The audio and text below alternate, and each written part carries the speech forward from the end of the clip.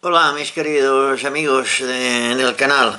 Después de un pequeño lapsus con motivo de un lineal, de un amplificador lineal y la restauración de un receptor con pickup, retornamos al tema de los amplificadores de potencia de baja frecuencia.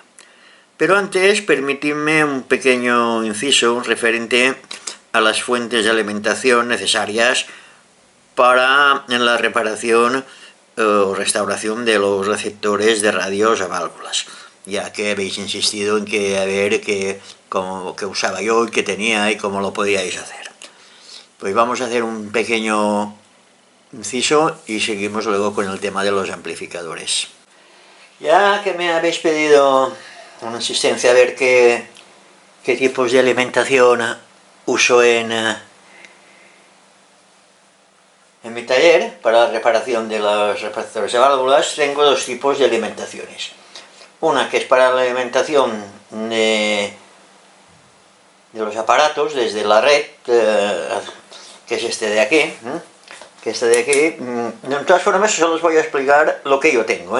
Cuidado, que con eso no quiero decir que eso lo tenga todo el mundo ni sea necesario, porque cada uno en su taller pues pone sus aparatos que mejor les va.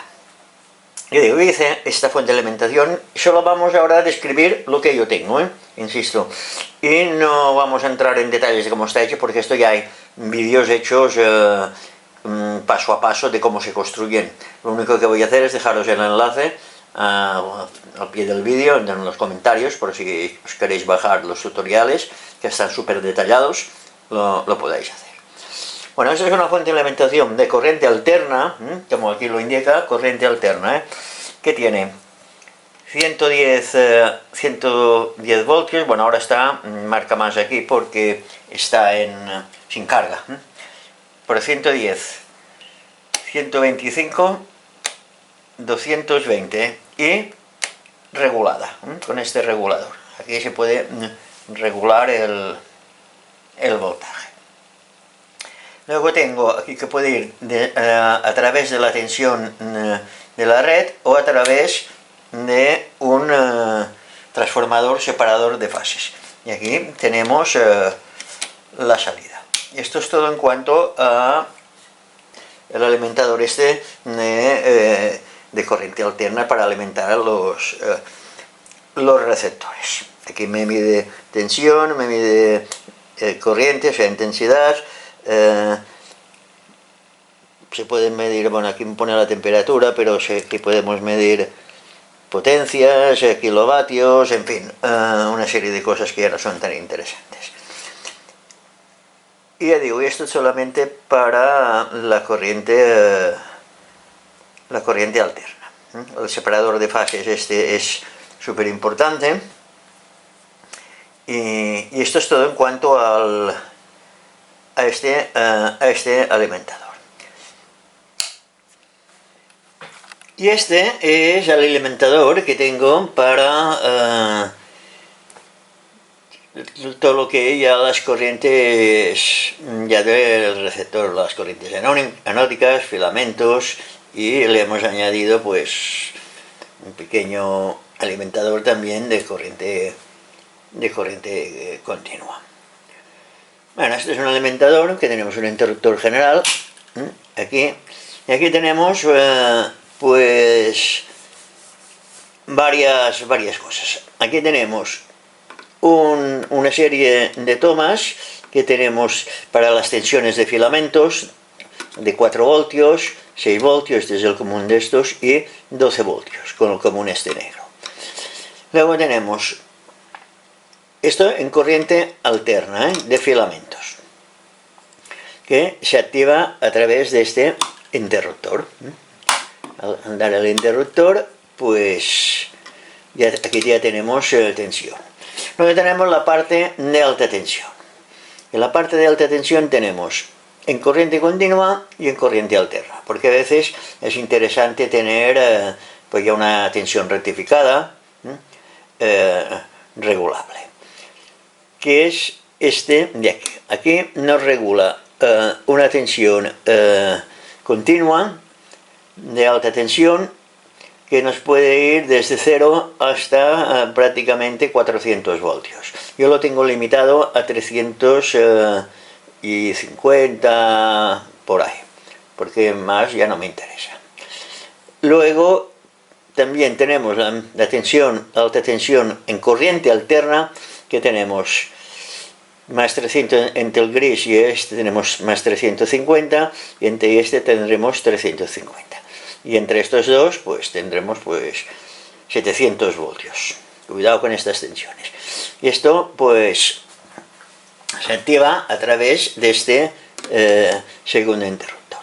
Y estos son los dos medidores, uno de corriente continua, que es este de aquí, y uno de corriente alterna. Vamos a conectarlo. Para simularlo vamos a poner una carga ficticia, una resistencia que simulará más o menos la carga de un receptor, y le daremos tensión. Como veis, la tensión sube y la podemos ir regulando. Va subiendo, este sube más, porque claro, al regular con el rheostato, regular la entrada de corriente no es lo mismo rectificada que sin rectificar. Y bueno, la podemos ir regulando. Y luego tenemos por aquí un fusible, que este es un fusible electrónico, pues si se nos dispara, pues poder rearmarlo.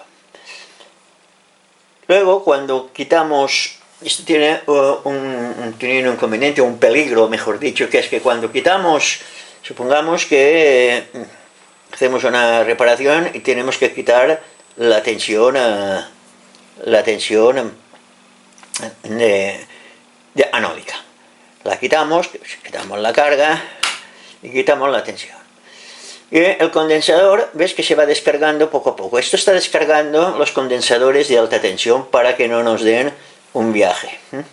Y esto es un relé que lleva, que cuando se desconecta la tensión, nos pone una resistencia en paralelo con los dos terminales y nos descarga el condensador, para evitar posibles descargas.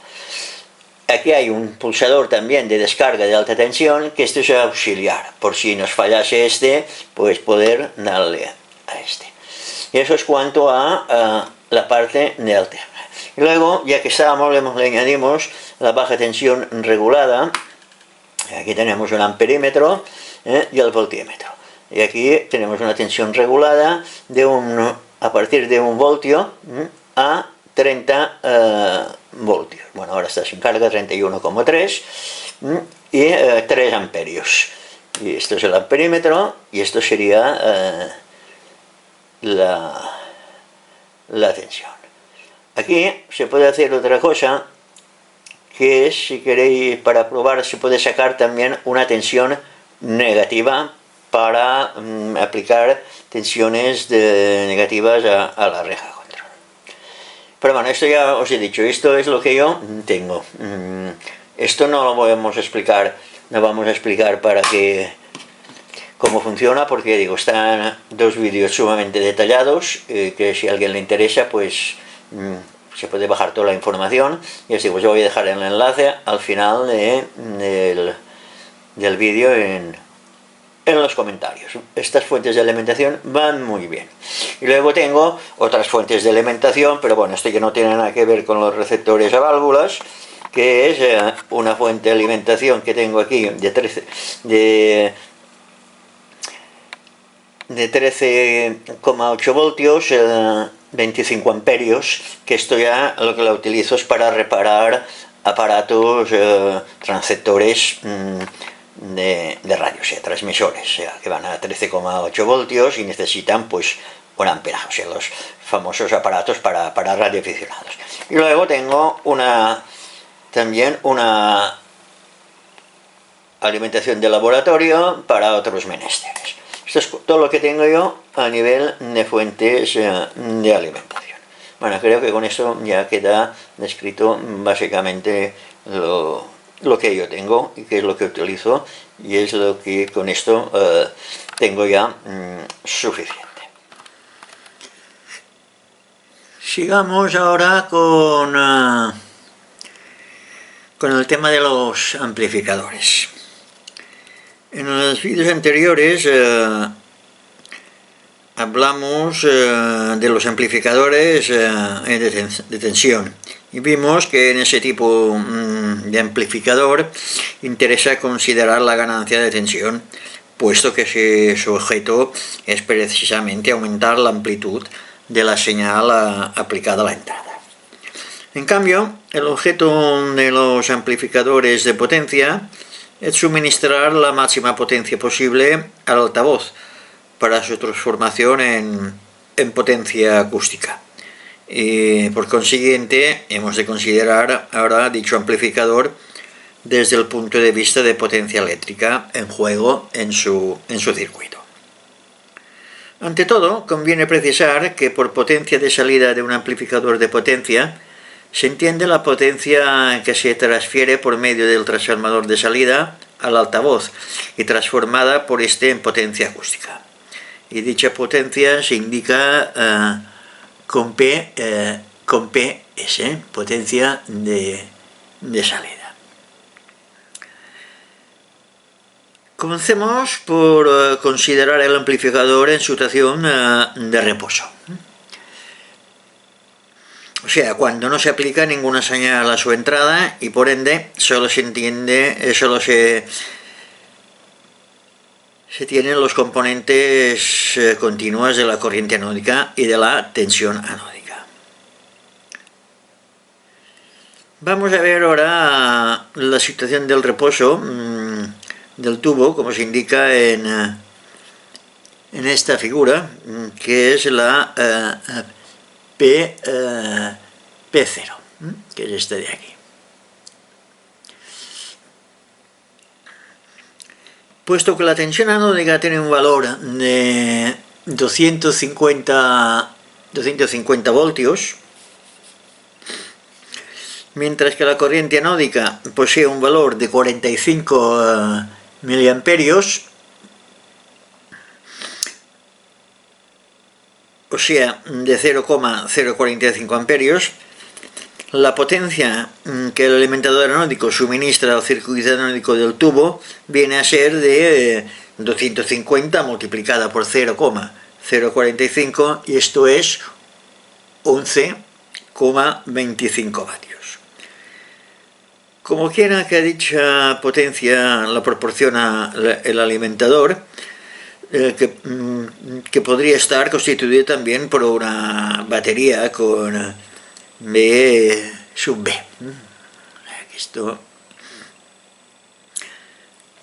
Anteriormente vimos que en situación de reposo no se transfiere potencia alguna al altavoz, puesto que no sufre variación la corriente anódica que recorre el primario del transformador de salida. Y por consiguiente la potencia de salida P sub S es en este caso igual a 0, y la totalidad de potencia precitada suministrada por el alimentador se disipa en calor en el ánodo. Dicha potencia se indica con P sub A, este de aquí. Aquí podemos ver, en este dibujito que hay aquí, en este dibujo, las tres potencias precitadas, indicándose también el punto del circuito donde dichas potencias se suministran o se disipan. Consideremos ahora las características anódicas de este gráfico y observemos que en ellas la tensión anódica de 250 voltios está representada por el segmento AP sub 0, este de aquí. Puesto que la distancia desde el punto A al punto P es igual al existente entre el origen del eje horizontal y el punto del mismo eje correspondiente al cual está marcado el punto de 250 voltios. Análogamente, la corriente anódica de 45 miliamperios está representada por el segmento BP, este de aquí, que es igual al asistente entre el origen del eje vertical y el punto del mismo eje en correspondencia al cual está marcado el valor de los 45 miliamperios. Puesto que la potencia viene dada por el producto de la tensión anódica por la corriente anódica, dicha potencia estará representada sobre las características por el área del rectángulo que tiene por lados los segmentos A, P0 y B, P0. O sea, este rectángulo de aquí, que representan dichas magnitudes. El área en cuestión, rellenada con estas rayitas, con estas rayas,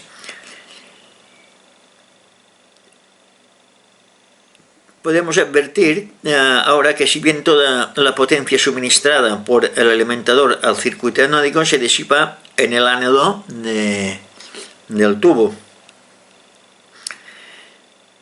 y no hay peligro alguno de que el electrodo se estropee, ya que el punto de funcionamiento P0 se halla debajo de la curva de puntos y rayas que delimita la zona de las características anódicas, inferior, por cierto, a aquella que la tensión y la corriente no poseen valores tales que hagan superar la máxima disipación anódica. Esto lo confirma asimismo la circunstancia de que la máxima disipación anódica para el tubo el 6AQ5 es la de 12 vatios, que es el tubo que empleamos para el ejemplo. Pasemos ahora a considerar lo que ocurre con la potencia suministrada por el alimentador cuando a la entrada del amplificador se aplica una señal que suponemos posee todavía un valor máximo de 2,5 voltios. Por efecto de esta señal, la corriente anódica varía en 10 miliamperios, en más o en menos con relación al valor de reposo de los 45 miliamperios. Y por lo tanto el alimentador anódico habrá de suministrar ahora dicha corriente variable aplicando todavía la misma tensión continua de 250 voltios entre el positivo de alta tensión y masa.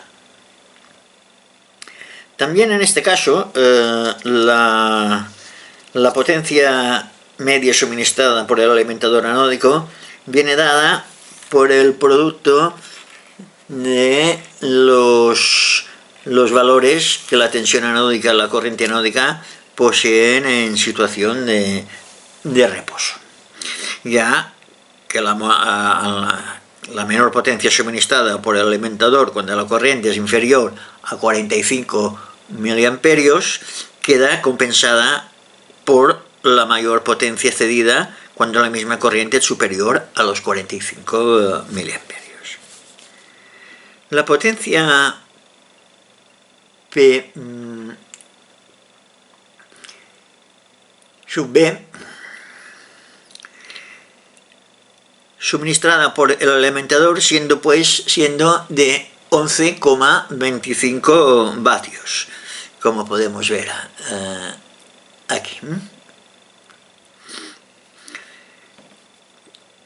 Y resulta representada sobre las características anódicas por el área del mismo rectángulo que la figura anterior. Este sería igual que este. Puesto que la corriente anódica varía cierta potencia, se transfiere al altavoz a través del transformador de salida, y por ende la potencia de salida P sub S no es ahora igual a cero. Anteriormente vimos que la potencia transferida al altavoz en estas condiciones de funcionamiento posee un valor máximo de 0,5 vatios, que se obtiene, como sabemos, multiplicando los valores máximos de las componentes alternas y de la corriente anódica y de la tensión anódica. Ahora, empero, dicho valor máximo carece de interés, puesto que solo se alcanza durante 2 instantes en cada periodo.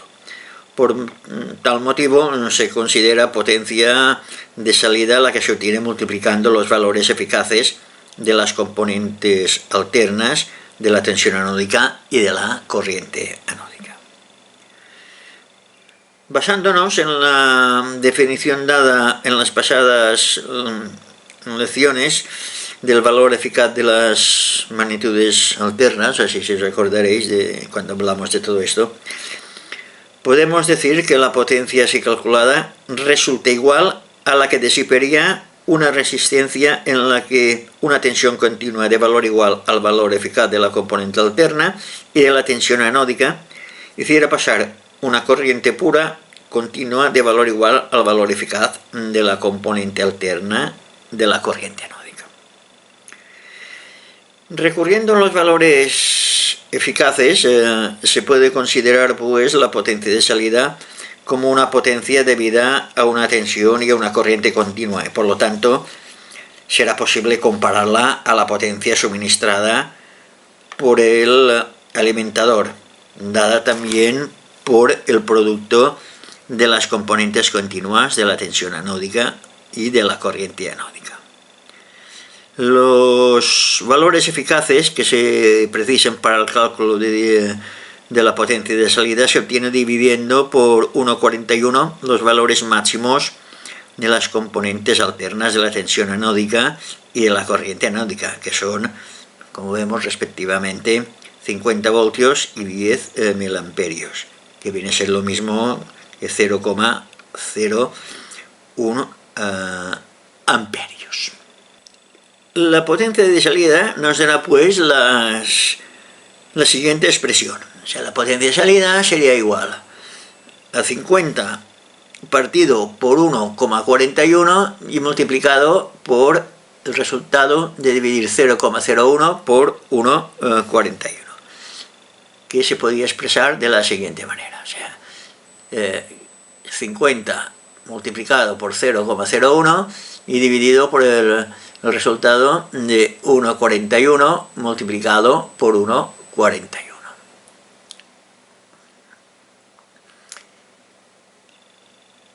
Y esto se puede escribir también de la siguiente manera: 50 multiplicada por 0,1 dividido por 2, puesto que 1,41 por 1,41 es igual a 2. Por ser 1,41 a la raíz cuadrada de 2 tendremos pues esta expresión, que quedaría reducida a 0,5 partido por 2, que nos daría los 0,25 vatios de potencia. Resulta de este cálculo que la potencia de salida es igual a la mitad del valor máximo, o sea, 0,5 vatios, de la potencia, claro, transferida al altavoz, de lo que se deduce que la potencia de salida se calcula efectuando la multiplicación de los valores máximos de las componentes alternas de la tensión anódica y de la corriente anódica, y esto dividido por 2, que es el resultado que obtenemos. Consideremos ahora esta figura, la figura esta de aquí, y observemos que si el alimentador anódico suministra una potencia de 11,25 vatios, como vemos, mientras que al altavoz solo llega al altavoz solo le llega la potencia que acabamos de calcular de 0,25 vatios. También indica que significa que la potencia restante se ha disipado en el ánodo del tubo. Así pues, como vemos, una potencia disipada de 11 vatios, que es exactamente la diferencia entre la potencia suministrada por el alimentador y la potencia de salida. Desde el punto de vista de las potencias que hay en juego, puede considerarse el amplificador como un dispositivo que convierte una parte de la potencia continua suministrada por el alimentador anódico en potencia alterna transferida al altavoz. Y evidentemente resulta interesante conocer el valor de la potencia transferida al altavoz para una potencia dada, suministrada por el alimentador. Y a tal efecto se considera el rendimiento del amplificador, que suele expresarse como porcentaje de la potencia cedida por el alimentador anódico. El rendimiento de un amplificador de potencia se calcula dividiendo la potencia de salida por la potencia suministrada por el alimentador anódico y multiplicado por 100 el número obtenido. Por ejemplo, si tenemos 0,25 dividido por 11,25 es igual a 0,022, y esto lo multiplicamos por 100, se encuentra que el rendimiento viene a ser del 2,2%. Lo que quiere decir que si el alimentador suministra una potencia de 100 vatios, solo 2,2 vatios serán transferidos al altavoz. Para tener una idea más inmediata del rendimiento de un amplificador de potencia, podemos recurrir a las características anódicas sobre las que es posible representar la potencia de salida, además de la potencia suministrada por el alimentador anódico.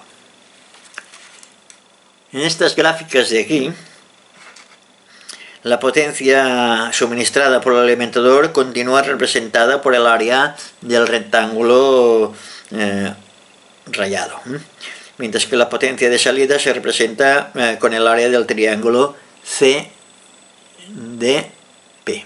con este triangulito de aquí. El área de este rectángulo, de este triángulo, viene dada por el producto del lado CP0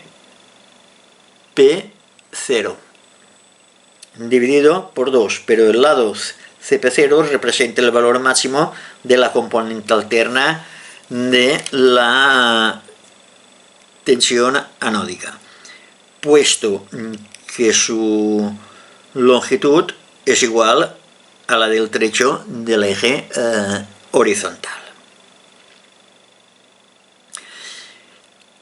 que como indica la máxima variación de la tensión anódica de 250 voltios a 200 voltios. Mientras que el lado de P0, este de aquí, representa el valor máximo de la componente alterna de la corriente anódica, ya que su longitud es igual a la del trecho del eje vertical, que indica la máxima variación de corriente anódica de 45 a 35 miliamperios. Estos son los 40, aquí están los 45 y aquí los 35. El área del triángulo representa pues el producto de los valores máximos de las componentes alternas de la tensión anódica y de la corriente anódica. dividido por 2, lo que, como hemos visto, es igual a la potencia de salida exactamente. Confrontando las áreas del rectángulo y del triángulo de esta gráfica, se puede establecer inmediatamente una comparación entre la potencia de salida y la potencia suministrada por el alimentador. Y se ve así claramente que solo una pequeña parte de esta última potencia es transferida al altavoz para producir potencia acústica, disipándose la mayor parte en el ánodo del tubo, por lo que ha de considerarse como potencia perdida al no poder ser utilizada por el altavoz, desgraciadamente. Habrá que ver entonces el modo de aumentar el rendimiento, o sea, la manera de utilizar una parte mayor de la potencia suministrada por el alimentador anódico. A tal fin, podemos considerar lo que ocurre si a la entrada del amplificador se le aplica una tensión alterna que posee un valor máximo de 7,5 voltios, en lugar de los 2,5 que vimos que aplicábamos anteriormente. Ahora la tensión de reja variará entre menos 5 y menos 20 voltios. Como consecuencia, los puntos P sub 1 y P sub 2 se hallarán en la intersección de la red de carga con las características anódicas relativas a dichos valores de la tensión, como podemos ver en la siguiente figura, en el siguiente gráfico. Cada vez lo estamos liando más a esto, pero bueno, es interesante saber el tema ese de la potencia. Como vemos, salta a la vista inmediatamente que el triángulo CDP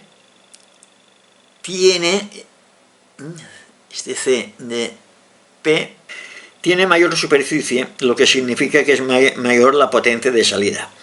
Por otra parte, puesto que la potencia suministrada por el alimentador anódico no ha sufrido variación, continuando representada por el mismo rectángulo. Y se puede concluir que al aumentar la amplitud de la señal aplicada a la entrada, aumenta el rendimiento. Este hecho nos lo confirma esta figura de aquí, este gráfico, que se refiere al caso en que a la entrada del amplificador se le aplique una tensión alterna de un valor máximo de 12,5 voltios. Desde aquí.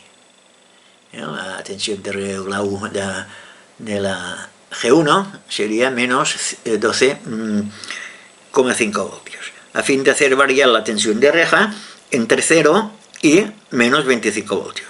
Y resulta evidente que el ulterior aumento de la señal corresponde a un aumento de la potencia de salida indicado por la mayor superficie del triángulo. O sea que, como podemos ver, al aumentar la tensión de la reja de Androl, aumenta el rendimiento de la potencia del amplificador. O sea, mejor dicho, cuando el punto C coincidiera con el A y el D con el B, el rendimiento sería del 50%, ya que en tal caso el área del triángulo sería igual a la mitad del rectángulo y por lo tanto la potencia de salida resultaría también igual a la mitad de la potencia suministrada por el alimentador anódico. Las características anódicas de los tubos tienen, sin embargo, una forma tal que los puntos C y D jamás podrán alcanzar las posiciones que hemos dicho, por lo que se puede afirmar que el amplificador que acabamos de examinar dará siempre un rendimiento inferior al 50%, lo que significa que en cualquier caso más de la mitad de la potencia suministrada por el alimentador anódico queda disipada en calor en el ánodo del tubo y no se puede transformar en potencia acústica por el altavoz. Establecido que al aumentar la amplitud de la señal aplicada a la entrada del amplificador aumenta el rendimiento, hay que tener en cuenta que la amplitud de la señal no debe ser tal que vuelva a la reja positiva con relación al cátodo. Y como vemos aquí, la tensión de entrada de un valor máximo igual a 12,5 voltios es suficiente para reducir a 0 voltios la tensión de reja. Así pues, la tensión aplicada a la entrada no debe sobrepasar nunca dicho valor máximo de 12,5 voltios para no hacer positiva la reja con respecto al cátodo. Puesto que la potencia de salida depende de la amplitud de la señal aplicada a la entrada, los fabricantes normalmente indican la potencia de salida asequible con el máximo valor de la tensión que es posible aplicar a la entrada sin hacer positiva la reja. Dicho valor de la tensión es igual, evidentemente, a la tensión de la polarización del tubo. Para el tetrodo, el que hemos tomado estos datos, el 6AQ5, vemos que el fabricante indica una potencia de salida. No sé si os acordáis de la tabla, a ver si la puedo poner por aquí. Aquí tenemos la tabla que vimos en la lección anterior, que como veis el fabricante nos indica una potencia de salida de 4,5 vatios, como puede verse en esta tabla. Puesto que la misma tabla señala que la tensión de polarización tiene un valor de 12,5, que es este de aquí, y debe entenderse que la potencia precisada se obtiene cuando la tensión de entrada tiene exactamente un valor máximo de 12,5 voltios. Observemos finalmente que si se quiere calcular la potencia de salida en las condiciones que están aquí, que hemos descrito aquí, procediendo del mismo modo indicado anteriormente, en la lección anterior, o sea, efectuando el producto de los valores máximos de las componentes alternas de la tensión anódica y de la corriente anódica y dividiendo por 2 el resultado obtenido. Puesto que el método que acabamos de indicar es válido incluso cuando la tensión anódica y la corriente anódica varían en cantidades iguales con respecto a los valores de reposo, podemos concluir que en todos los casos la potencia de salida se puede calcular multiplicando la mitad de la variación total de la tensión anódica por la mitad de la variación total de la corriente anódica. Y este resultado lo dividimos por el número obtenido. El número obtenido lo dividimos por 2. Bueno, es un poco lioso, pero es conveniente saber el porqué, el rendimiento de las válvulas de los mejor dicho, de los amplificadores de potencia. Y ahora nos queda otro tema a tratar, también que es bastante importante, que es el tema de la distorsión. En la tabla que vimos anteriormente de las características de la válvula, podemos recordar que debajo del todo había un párrafo que era la distorsión, que ponía distorsión total 8%. Para ver en qué consiste dicha distorsión, hay que recordar que la corriente anódica varía en 43 miliamperios cuando aumenta y solo 37 miliamperios cuando disminuye. puesto que se verifica idéntica irregularidad no solo en los valores máximos, sino también con los otros valores. Y la componente alterna de la corriente anódica resulta deformada, o sea que deja de seguir el curso senoidal de la señal aplicada a la entrada del amplificador. En este caso se dice que el amplificador produce una distorsión de la señal, ya que la señal obtenida a su salida no tiene ahora el mismo curso que la aplicada en la entrada. La distorsión producida por un amplificador de baja frecuencia constituye, como es lógico, un inconveniente, puesto que las señales a amplificar corresponden a sonidos para reproducir y por lo tanto su distorsión se traduce en una alteración de los sonidos difundidos por el altavoz. Más adelante veremos cómo se determina el curso de la señal obtenida a la salida del amplificador, conociendo el curso de la aplicada a la entrada. Pero vamos a considerar inmediatamente dicho curso, que es la señal en la que la señal es la línea de trazos continuos. De aquí.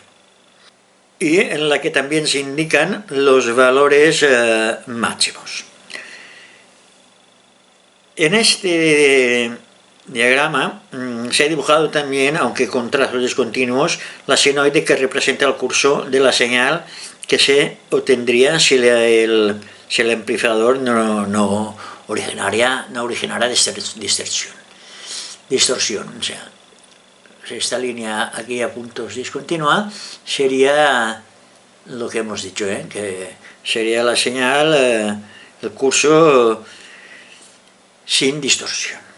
Queriendo saber en cuánto se altera dicha señal, hemos de recurrir a unas ciertas fórmulas matemáticas que demostraron que si se suma la corriente representada por la senoide de trazos discontinuos, una corriente continua y tres corrientes alternas senoidales de amplitud y frecuencia adecuadas.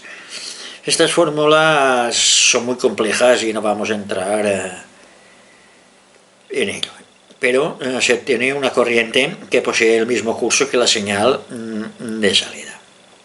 A base de los resultados indicados por las fórmulas estas matemáticas, las tres nuevas corrientes alternas se pueden representar mediante las senoides B, C y D. Estas tres. La senoide de trazos discontinuos, que tiene el mismo curso que la señal, se llama la fundamental.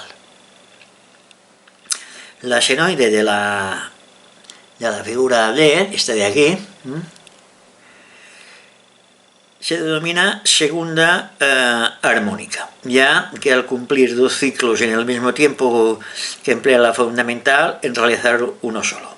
Tiene una frecuencia doble que la dicha fundamental.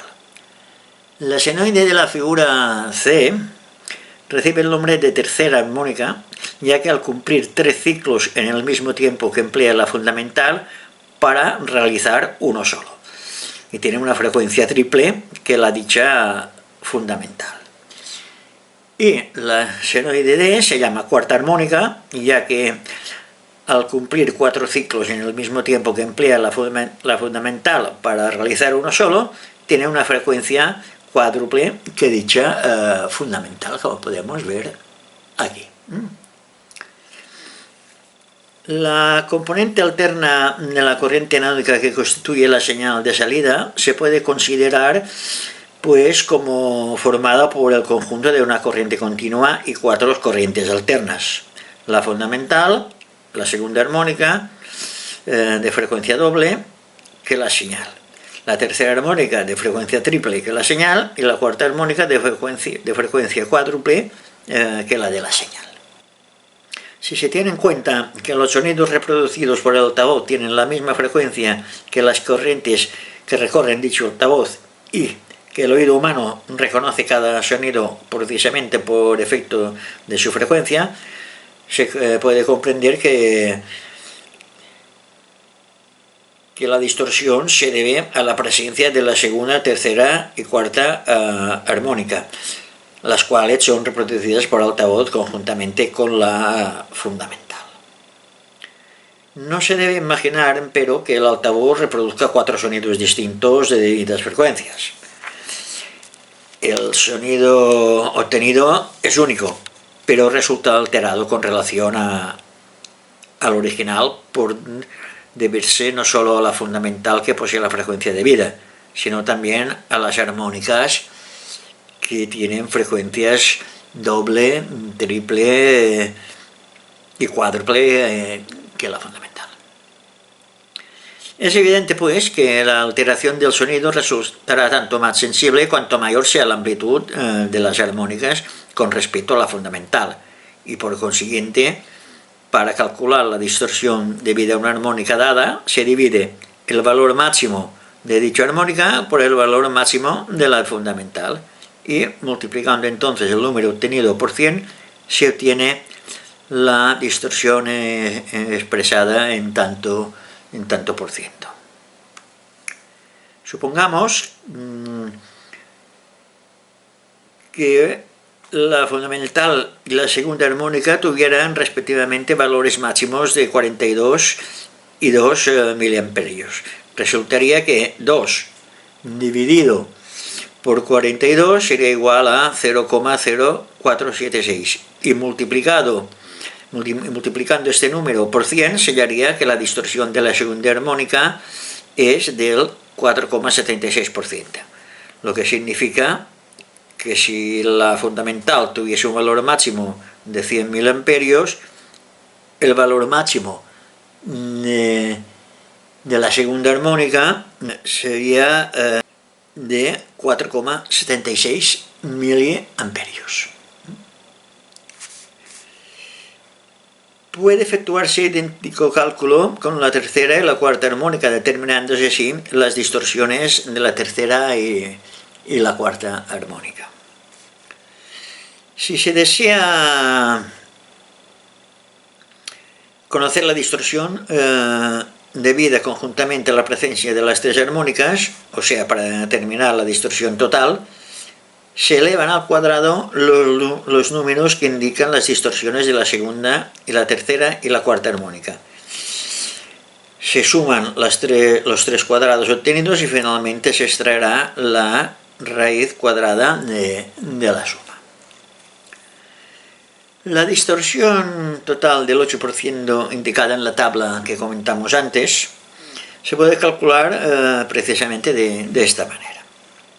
Generalmente, sin embargo, la distorsión total se determina experimentalmente por el fabricante del tubo, mediante aparatos adecuados llamados, si no recuerdo mal, distorsiómetros o algo así, los cuales, por medio de circuitos especiales de laboratorio, eliminan la fundamental, dejando únicamente las armónicas cuya amplitud puede ser medida. Hemos de subrayar que el oído humano no es capaz de percibir la distorsión si ésta no sobrepasa el 5%.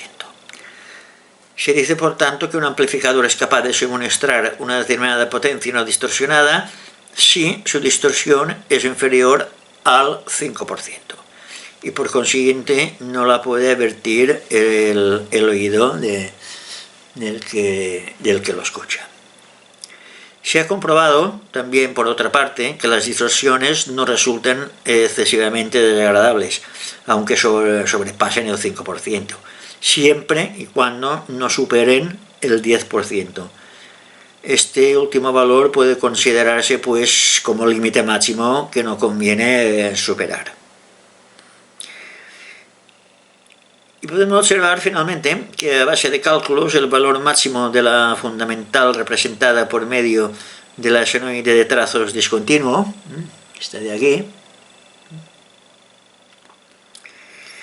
resulta ser de 42,33 miliamperios, y multiplicando este valor por la resistencia de carga del tubo, 5 kiloohms, se obtiene el valor máximo de la componente alterna de la tensión anódica, que viene a ser de 42,33 multiplicado por 5 es igual a 211,65 voltios. Y multiplicando este último valor por el valor máximo de la fundamental y dividiendo por 2 el número obtenido, se determina la potencia de salida relativa a dicha fundamental, que resulta ser de unos 4,5 vatios. Volvemos a encontrar así el valor de la potencia de salida indicado por el fabricante y vemos que tanto dicho valor señala la potencia de salida que se obtendrá cuando no existieran distorsiones y por consiguiente la componente alterna de la corriente anódica tuviera efectivamente el curso senoidal de la fundamental. Después de haber visto la potencia de salida y la distorsión, vamos a ver de qué modo elige el fabricante del tubo la resistencia de carga que indica en las características. A tal propósito, debe tener en cuenta que tanto la potencia de salida como la distorsión total dependen del valor de dicha resistencia. Y esto lo podemos comprobar aquí con esta gráfica, que se refiere al caso que el tubo que hemos utilizado de ejemplo, el 6AQ5, se haga funcionar en las mismas condiciones que vimos anteriormente, pero con una resistencia de carga de 3 kΩ en lugar de 5, como vimos. Confrontando las figuras precisadas se advierte que enseguida que es distinta el área del triángulo, este de aquí, así como también la corriente anódica indicada en correspondencia al punto P sub 1.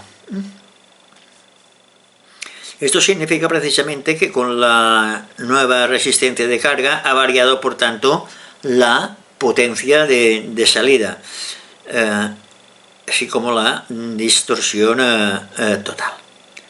Tenemos que recordar que para trazar la red de carga relativa a la resistencia de 3K se ha procedido del mismo modo que vimos anteriormente, o sea, se ha multiplicado en primer lugar el valor de la resistencia por el valor de la corriente anódica de reposo de 45.000 amperios. Y el fabricante del tubo, al tener la posibilidad de medir tanto la potencia de salida como la distorsión total, puede determinar qué valores asumen estas dos magnitudes según el valor asignado a la resistencia de carga. Y por consiguiente puede indicar que el valor de esta resistencia conviene adoptar para obtener la máxima potencia de salida y la mínima distorsión total. Los resultados de estas medidas las podemos ver en el diagrama de aquí, y que como puede verse cómo varía la potencia de salida PS expresada en vatios al variar la resistencia de carga RC. Este de aquí. El diagrama de esta figura permite ver en cambio cómo varía la distorsión total expresada en tantos por cientos al variar dicha resistencia de carga. Se comprueba así que con una resistencia de carga de 5 kΩ la potencia de salida resulta efectivamente 4,5 vatios y una distorsión total del 8%, que serían esta y esta. También se puede advertir que con una resistencia de carga de 6 kΩ se obtendría una potencia de salida todavía mayor y una distorsión inferior. El motivo que no se adopte este valor de resistencia de carga estriba en el hecho de que cuando la distorsión total sea inferior, resultaría mayor la distribución de la tercera armónica, que es la que produce el efecto más desagradable en el oído del que escucha. Por esto la tercera armónica siempre es la peor. Bueno, pues por consiguiente resulta que es preferible una distorsión total algo mayor sin que sobrepase el 10%, reduciendo sin embargo la distorsión de la tercera armónica, como podemos ver al adoptar una resistencia de carga de 5 kiloohms. Bueno, pues ahora antes de dar por finalizada este capítulo, vamos a ver la polarización automática de reja, que es una polarización frecuentemente adoptada también por los amplificadores de potencia. Como podemos ver aquí, ¿no?, en este esquema, dicho sistema no difiere del visto en lecciones anteriores para los amplificadores de tensión. En este caso no se utiliza ya ninguna batería ni nada de esto, y por consiguiente la resistencia de reja resulta conectada entre la reja y la masa, mientras que ahora entre el cátodo y masa se halla dispuesta la resistencia catódica, a cuyos extremos está conectada el condensador de 10 microfaradios, este de aquí, que tiene por objeto mantener constante la tensión entre el cátodo y masa al variar la corriente anódica. El valor de la resistencia catódica se calcula como ya se vio en los amplificadores de tensión. Si por ejemplo en el caso del tetrodo que nos referimos en estos ejemplos, para obtener entre cátodo y masa la tensión de polarización de 12,5 voltios, se divide dicho valor de la tensión por la corriente anódica, dada por la suma de la corriente anódica y la de la reja pantalla. O sea que sería 45 más 5 serían igual a 50 miliamperios. Obteniendo 12,5 dividido por 50 sería igual a 0,25 kiloohms, o sea 250 ohmios. Hemos de hacer constar que en este caso, para hacer funcionar el tubo en las mismas condiciones que se indican en la tabla que vimos antes, o sea, de modo que entre el cátodo y masa y entre la reja pantalla y masa continúe, ya lo diré, habiendo una tensión de 250 voltios, es preciso que el elemento anódico suministre una tensión de 250 más 12,5 voltios, o sea que sería igual a los 282,5 voltios. Es decir, que suministre la misma tensión de 12,5 voltios que se tiene en los extremos de la resistencia de cátodo, y al lograr así las tensiones entre los electrodos del tubo y masa resultan aumentadas en 12,5 voltios. Bueno, pues este ha sido el tema hasta aquí de la distorsión y la potencia. Vale, pues nada, espero no haberos aburrido mucho y será hasta la próxima.